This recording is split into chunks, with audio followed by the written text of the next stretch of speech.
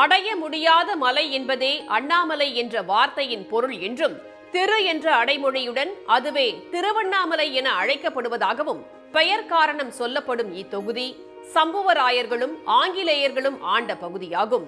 அண்ணாமலையார் திருக்கோயிலும் அங்கு நடக்கும் தீப திருவிழாவும் கிரிவலமும் தொகுதியின் தனிச்சிறப்பு மிக்க அம்சங்கள்.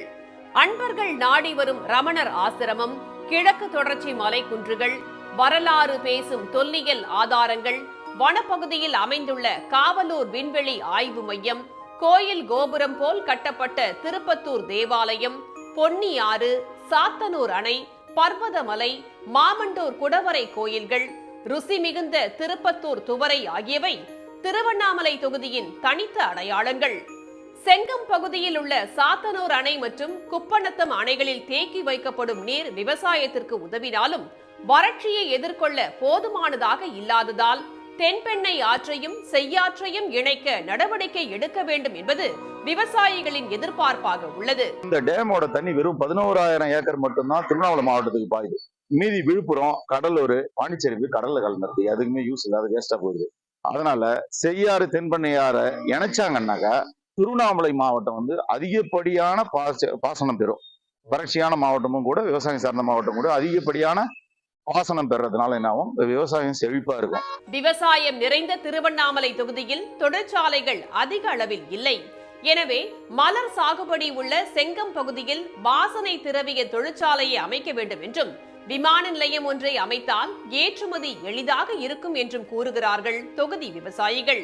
பல ஆண்டுகளாக மூடி கிடக்கும் மேல் செங்கம் விதை பண்ணையை உடனே திறந்தால் ஆயிரக்கணக்கான தொழிலாளர்கள் பலன் பெறுவார்கள் என்பது அவர்களின் கருத்து.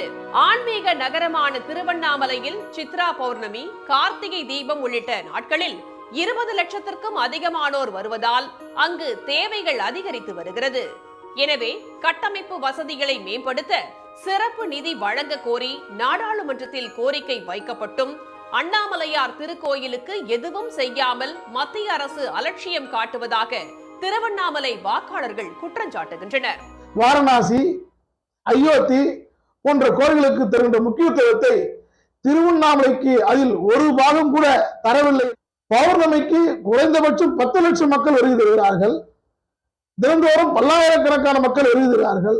மாநில அரசுகள் ஓரளவு செஞ்சாலும் மத்திய அரசு ஒரு தொகையை ஒதுக்கினால்தான் இங்க முழுமையான பணியை அந்த கோவிலுக்கு செய்ய முடியும். திண்டிவனத்திலிருந்து செஞ்சி வழியாக திருவண்ணாமலைக்கும், திருவண்ணாமலையிலிருந்து ஜோலார்பேட்டைக்கும் ரயில்களை இயக்க வேண்டும் என்று கோரிக்கை விடுக்கும் தொகுதி மக்கள், வணிகர்கள் மற்றும் பக்தர்கள் சென்னை செல்வதற்கு பயன்பட்டு பின்னர் நிறுத்தப்பட்ட ரயிலை மீண்டும் இயக்க வேண்டும் என வலியுறுத்துகிறார்கள். மேலும் தென் மாவட்டங்களை இணைக்கும் விழுப்புரம் காட்பாடி ரயில் திட்டத்தையும் உடனே நிறைவேற்ற வேண்டும் என்பது அவர்களின் முக்கிய கோரிக்கையாக உள்ளது.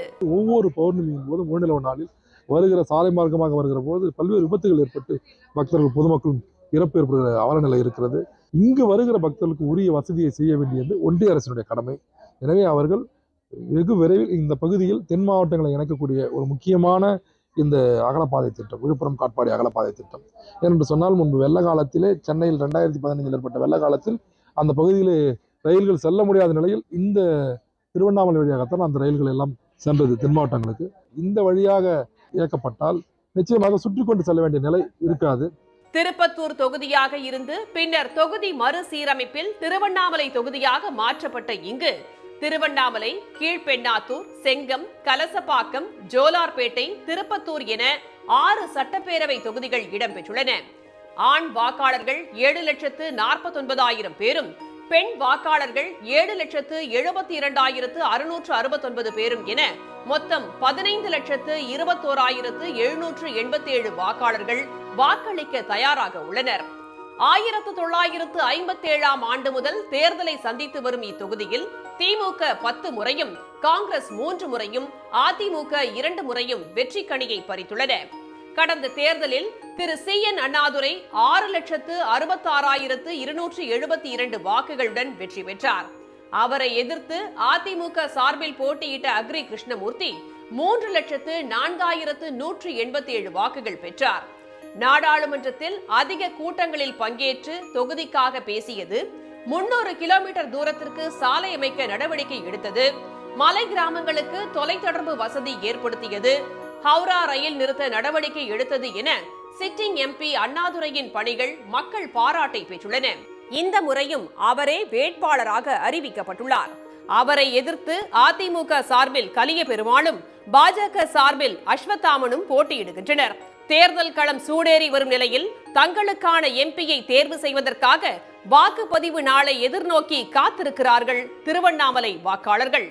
சன் செய்திகளுக்காக திருவண்ணாமலையிலிருந்து ஐயப்பன். உடனுக்குடன் செய்திகளை தெரிந்து கொள்ள சன் நியூஸ் பெல் ஐகானை கிளிக் பண்ணுங்க.